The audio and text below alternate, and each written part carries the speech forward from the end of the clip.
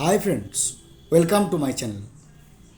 বিরোধীরা যে 18টি দাবি নির্বাচন কমিশনের কাছে রেখেছে, যদি সেই 18টি দাবি পরিপূর্ণভাবে সফল হয় বা নির্বাচন কমিশনার ইন টোটো সেগুলোকে ইমপ্লিমেন্ট করে, তা যারা ভোট লুট করেন তাদের রাতগুলো দুঃস্বপ্নে পরিণত হবে।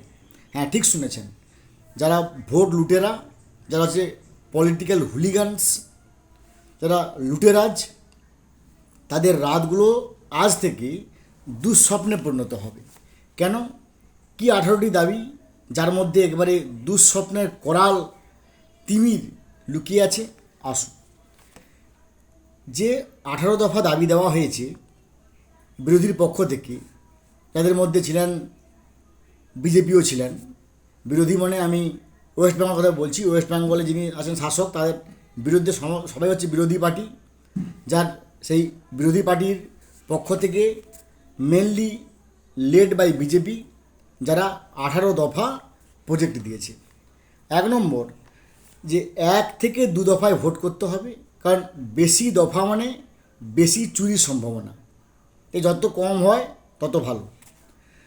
2 নম্বর, যে সমস্ত বুথে গতবার 85% বা তার বেশি ভোট পড়েছিল, অর্থাৎ গত ইলেকশানগুলিতে যে সমস্ত বুথে 85% ভোট বা তার বেশি পড়েছিল, সেগুলোকে হাইলি সেন্সিটিভ বা অতি সক্রিয় বলে সেগুলোকে স্ট্যাম্প মারা বা সিলেক্ট করা।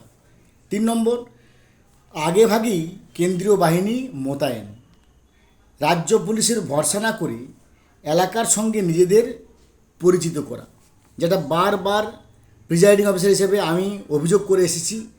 আমি কমিশনারের ইমেলে জানিয়েছি, ওয়েবসাইটে লিখেছি, বর্তমান পেপার, আনন্দবাজার কিংবা যুগশঙ্খ কিংবা টেলিগ্রাফে আমি এটা নিয়ে বারবার সোচ্চার হয়েছি যে রাজ্য পুলিশের উপর ভরসা করলে কেন্দ্রীয় বাহিনীকে যেখানে সমস্যা সেখানে কিন্তু তারা নাও নিয়ে যেতে পারে, কারণ তার নিয়ম আছে যে রাজ্য পুলিশের আন্ডারে কাজ করতে হবে। কিন্তু ওইখান থেকে বেরিয়ে আসতে হবে যে আগে ভাগেই কেন্দ্রীয় বাহিনী মোতায়েন করতে হবে, যাতে তারা নিজেরাই এলাকা চিনতে পারে। 4 নম্বর, নোডাল অফিসার এর কড়া নির্দেশ যেন কোনো হসপিটালিটি বা আতিথেয়তা না করা হয়, অর্থাৎ যারা নোডাল অফিসারকে তাদেরকে নারকেলের জল, ডাবের জল, মাছ মাংস, নানারকম ভুরিভোজ খাবিয়ে তাদের মন জয় করার সেই দিন শেষ। 5 নম্বর, জেনারেল অ্যান্ড পুলিশ অবজারভার আগে থেকেই নিয়োগ করতে হবে। 6 নম্বর, রুট মার্চ বা মানুষের ভরসা আনার জন্য যে কেন্দ্রীয় বাহিনী বা যে মানে সেন্ট্রাল ফোর্স, তাদের কোনোভাবেই কোনো রাজ্য পুলিশ থাকবে না। 7 নম্বর, পুলিশ ওয়েলফেয়ার অবজারভেশন নিষিদ্ধ করতে হবে এবং সমস্ত অফিসগুলি সিল করতে হবে। আমরা সবাই জানি যে পুলিশ ওয়েলফেয়ার অবজারভেশন কোনো না কোনো একটা পার্টির হয়ে এক প্রকার তাদের ব্রাঞ্চ সংস্থা হিসেবে কাজ করে, যেটা কিন্তু একেবারে সিল করতে হবে। 8 নম্বর, 2 দফা চেক থাকবে ব্যবস্থা, অর্থাৎ 2 দফা চেক। কার নাম 2 দফা চেক?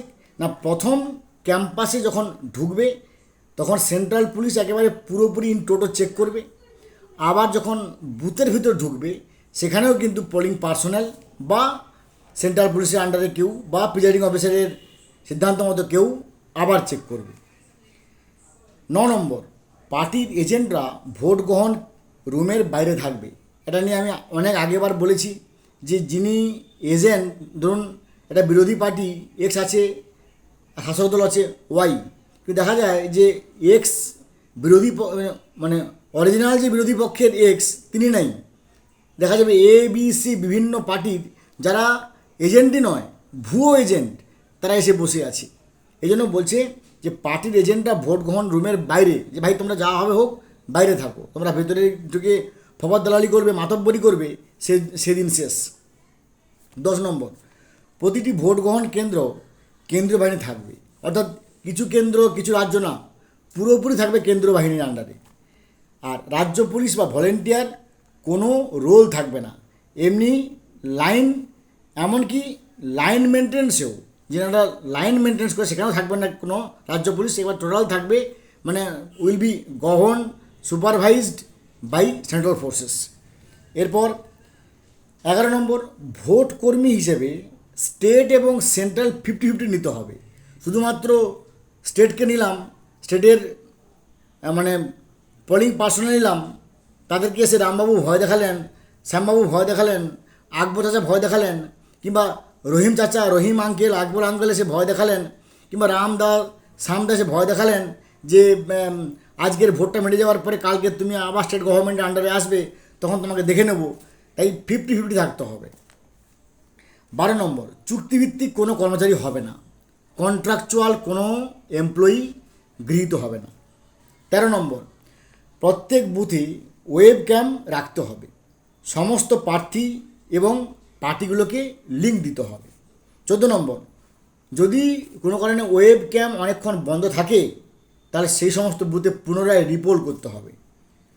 তারপরে 15 নম্বর, না এই যে গণনাটা হবে শুধুমাত্র জেলা এবং মহকুমা অফিসে, কোনো হাই স্কুলে বা হায়ার সেকেন্ডারি স্কুলে আর নয়, শুধু মহকুমা বা জেলার যে সমস্ত বিল্ডিং সেখানে শুধুমাত্র কাউন্টিং হবে।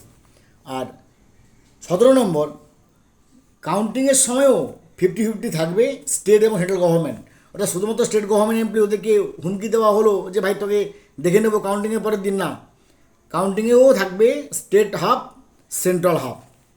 আর 18 নম্বর, গণনাতে থাকবে শুধুমাত্র কেন্দ্রীয় বাহিনী, no state police personal will be entertain or will be received.